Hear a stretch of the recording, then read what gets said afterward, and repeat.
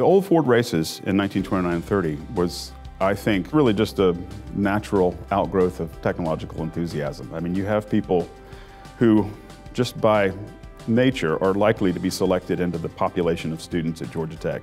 People who are mechanically inclined or have some technical aptitude of some type, and they found their way here.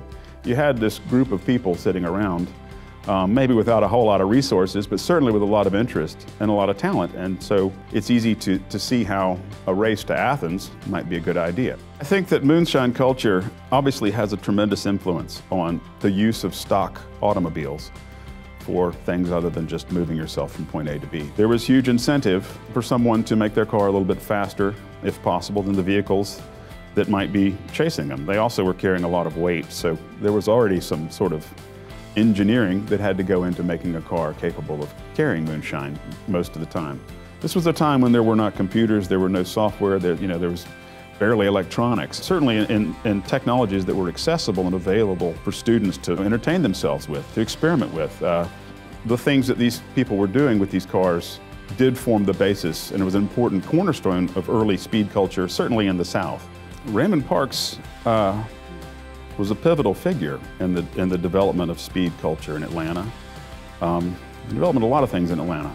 When Raymond was 14 years old, he left home. He was on his own.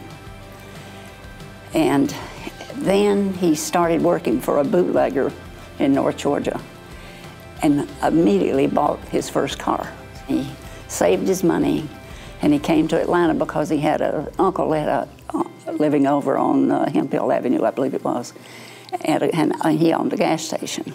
From that, he started working there, and his love for cars just went from that. Raymond was pivotal in getting the group together at the Streamline Motor Motel to sort out the origins of NASCAR.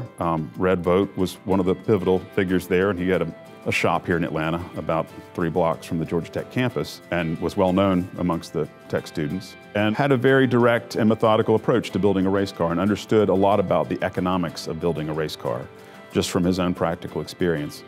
And for that reason, Red Vote was tasked with putting together the more technical aspects of the rule book. Well, what they ended up with was NASCAR, a sort of early set of rules. That was what they hammered out there. And it allowed people to put together cars and race them in a very straightforward and simple fashion. And it left it up to Bill France to begin cultivating different places, different venues to hold these races. That meeting was really a chance for people to get together and take advantage of enthusiasm for racing and line themselves up to put together race events that were going to be, culminate in a national championship. And promotion of that national championship has since then been vital to the success of American stock car racing.